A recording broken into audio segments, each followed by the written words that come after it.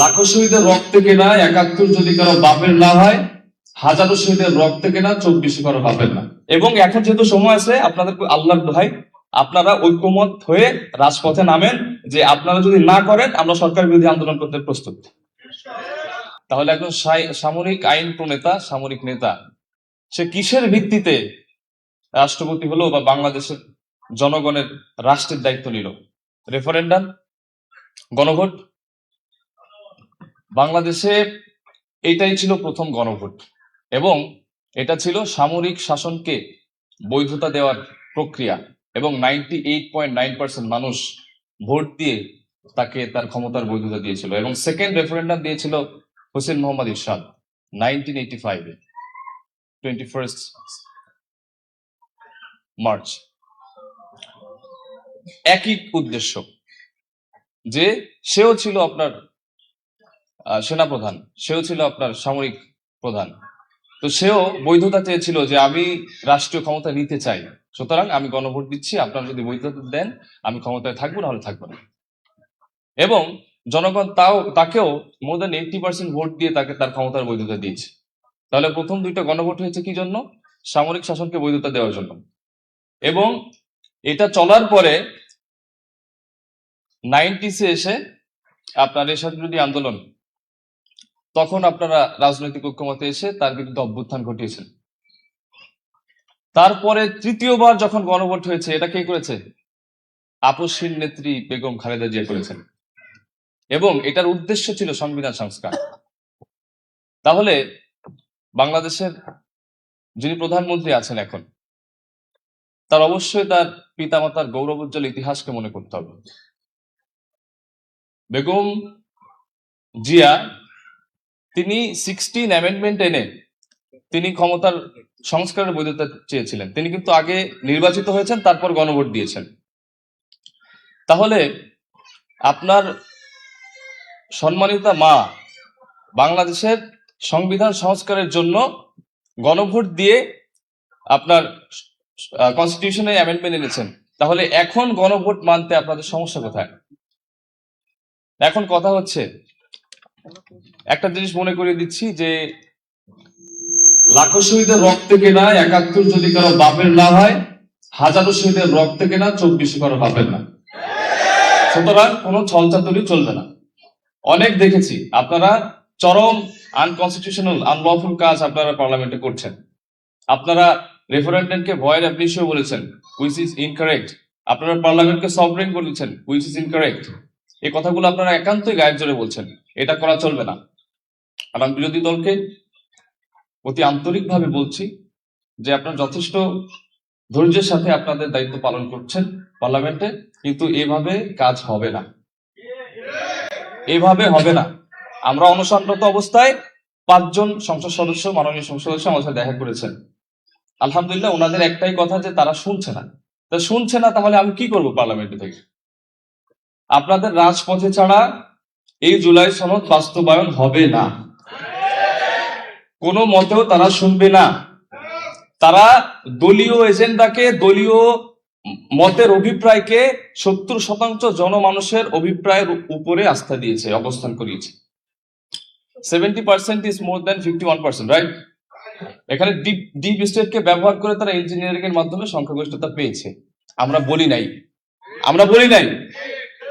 এবং তারা এইভাবে ক্ষমতায় এসে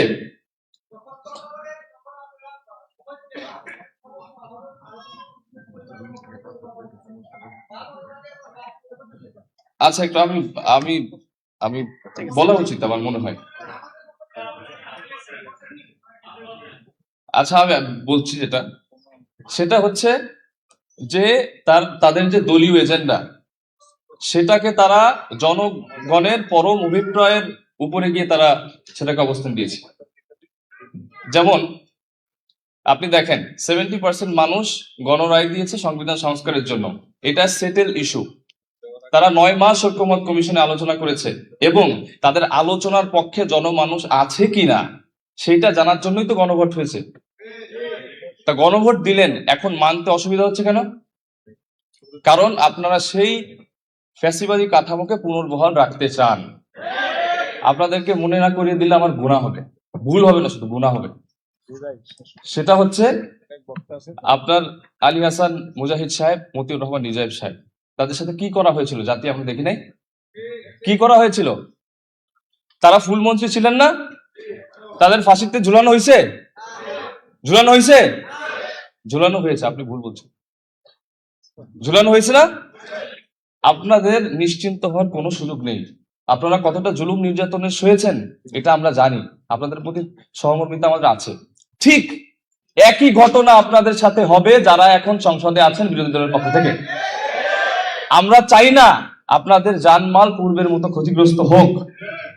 আপনারা যদি এখনই সংবিধান সংস্কারের জন্য রাজপথে না নামেন, আপনাদেরকেও সাসপেন্ড করে দিবে, আপনাদের দলের নিবন্ধন বাতিল করে দিবে। আপনারা এখনই আপনাদের শুভ বুদ্ধির উদয় হওয়া উচিত।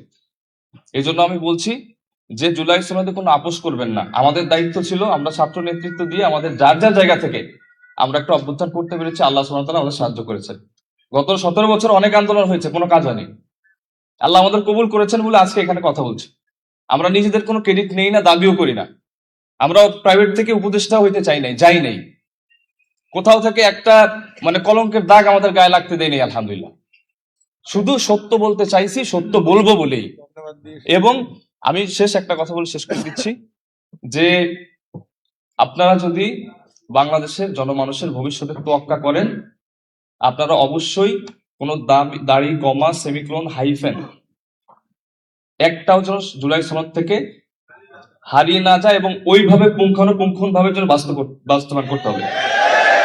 যদি একটা অর্ডিন্যান্স এখান থেকে সরিয়ে ফেলে, আপনারা জানেন কথা অনেক চলে আসতেছে, আমি দুঃখিত, যে তারা গুম কমিশন অর্ডিন্যান্স কেন বাদ দিচ্ছে, তারা সুপ্রিম কোর্টের বিচার সচিবালয় সংশোধনী অধ্যাদেশ কেন বাদ দিচ্ছে, তারা ব্যাংক রেসিলিউশন অধ্যাদেশ কেন বাদ দিচ্ছে, তারা পুনরায় সেই পুনর্বহাল করতে চায় ফ্যাসিবাদী কাঠামো। তা আপনারা এই কাঠামোয় থাকলে তো রাজনীতি করতে পারবেন না, পরের বার কোনো সংসদ নির্বাচন করতে পারবেন না। এখনো কেন রাষ্ট্রপতিকে সরানো হয় না, এই প্রশ্নটা আপনারা কেন করছেন না? চুপ্পু এখনো কিভাবে আপনার রাষ্ট্রপতি? এবং এই যে আপনার শেখ হাসিনা বলেছে যে আমি লেথাল ওয়েপন ইউজ করার অর্ডার দিয়ে দিয়েছি, এই একটা অর্ডারে আমার 2000 ভাই নাই। এটা চুপ্পুর সাথে বসেই এই মিটিং হয়েছে। আমি 10 সেকেন্ড। আর সেটা হচ্ছে যে তারা চুপ্পুকে এই জন্য সরাচ্ছে না কারণ পরবর্তী নির্বাচনের আগে তারা প্রেসিডেন্ট চেঞ্জ করবে এবং নির্বাচনকে আবার ইলেকশন ইঞ্জিনিয়ারিং এর মাধ্যমে আবার ক্ষমতায় থাকবে এবং আপনাদের নিশ্চিহ্ন করে ফেলবে, আমাদেরকেও করবে। এবং এখন যেহেতু সময় আছে, আপনাদের আল্লাহর দোহাই আপনারা ঐক্যমত হয়ে রাজপথে নামেন, যে আপনারা যদি না করেন আমরা সরকার বিরোধী আন্দোলন করতে প্রস্তুত।